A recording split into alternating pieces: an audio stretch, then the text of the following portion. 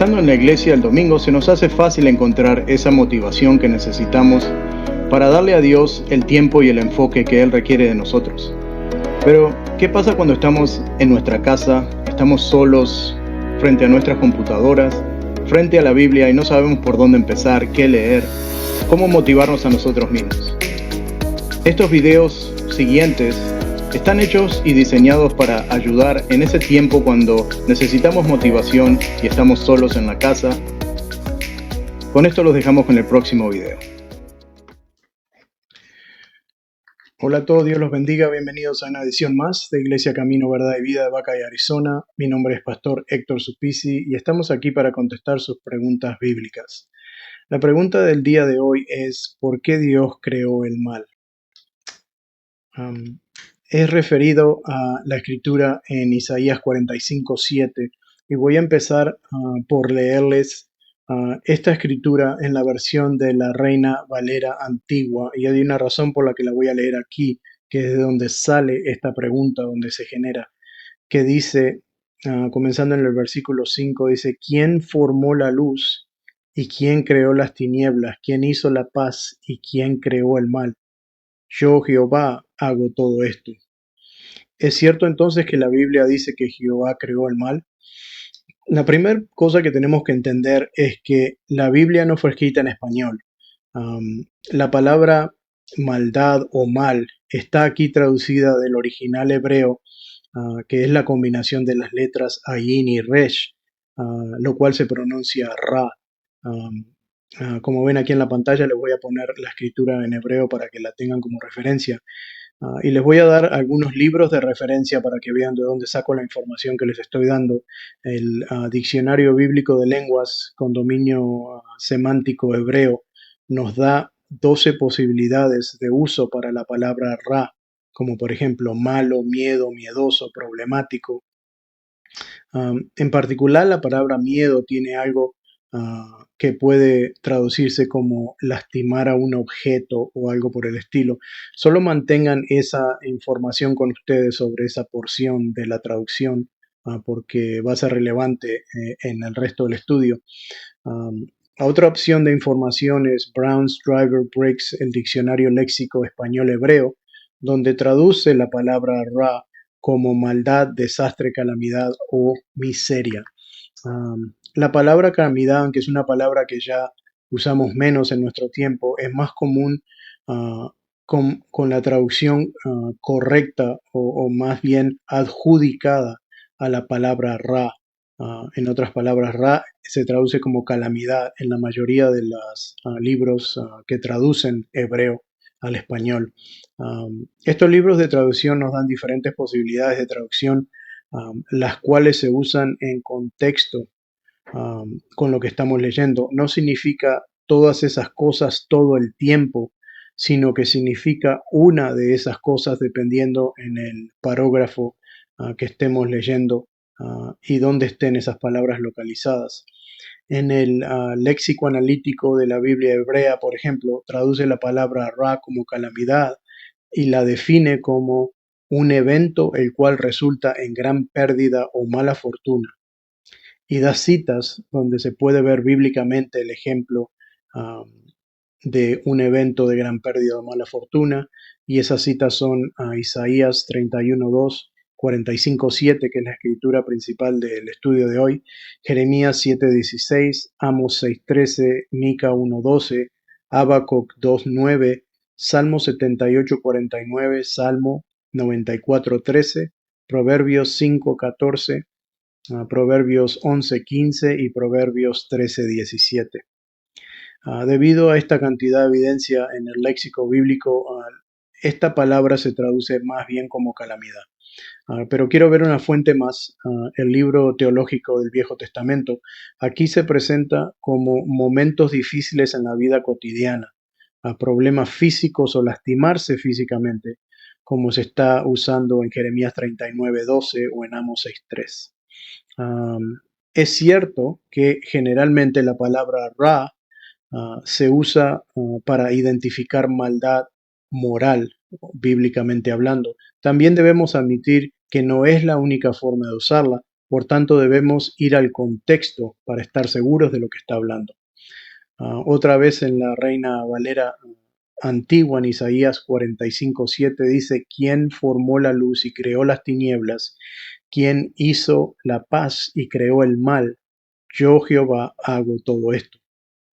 Y a veces cuando nos topamos con esto, especialmente las personas que no creen en Dios, dicen: ven, Dios crea el mal, todo lo malo que pasa es creado por Dios porque Dios creó el mal, y por tanto rechazan la Biblia por esa razón, o discuten con uno como cristiano.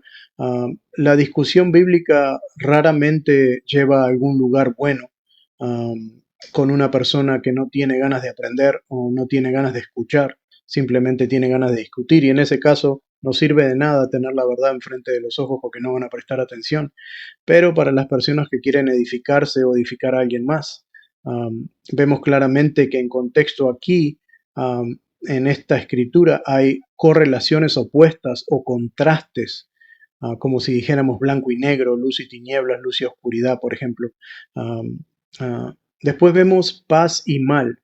En este contexto sería traducido mejor como paz y calamidad, um, como una correlación opuesta, un contraste, para que tenga sentido con lo demás que estamos viendo dentro de esta escritura. La moralidad no está siendo considerada aquí porque la paz no es moral, sino que es condicional. Ejemplos de esta misma escritura en la Reina Valera Nueva lo traduce como: quien formó la luz y creó las tinieblas, quien hizo la paz y creó la adversidad. Yo, Jehová, hago todo esto. La Nueva Biblia de las Américas lo traduce: yo soy el que forma la luz y las tinieblas, el que causa bienestar y calamidades, yo soy el Señor que hace todo esto.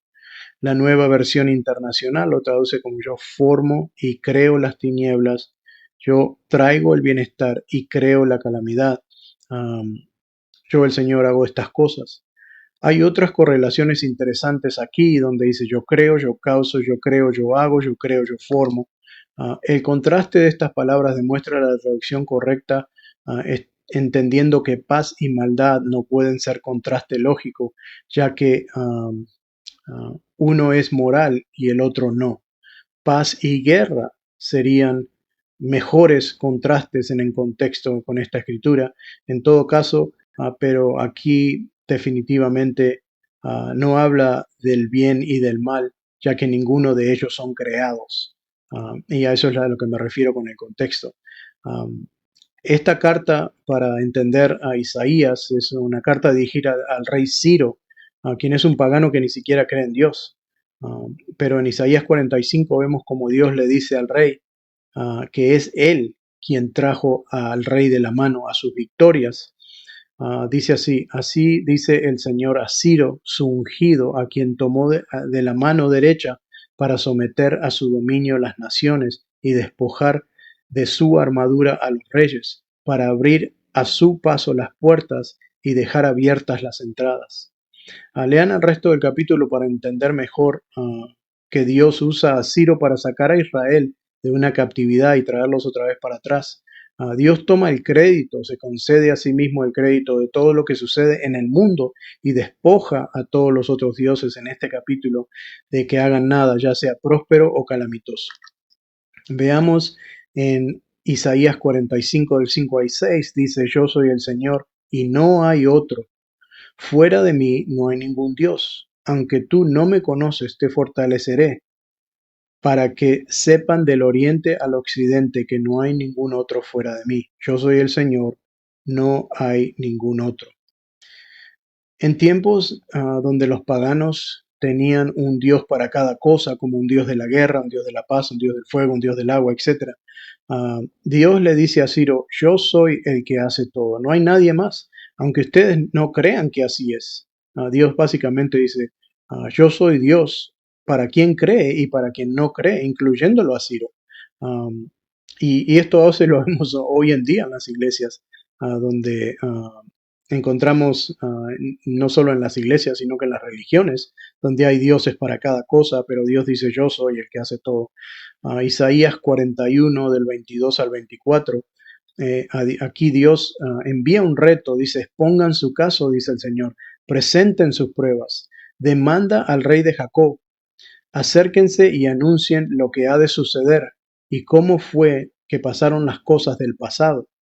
¿Por qué? ah, y para que los consideremos y conozcamos su desenlace. Cuéntenos de lo que está por venir. Díganos lo que pasará en el futuro. Así sabremos que ustedes son dioses. Hagan algo, bueno o malo, para verlos y llenarnos de terror.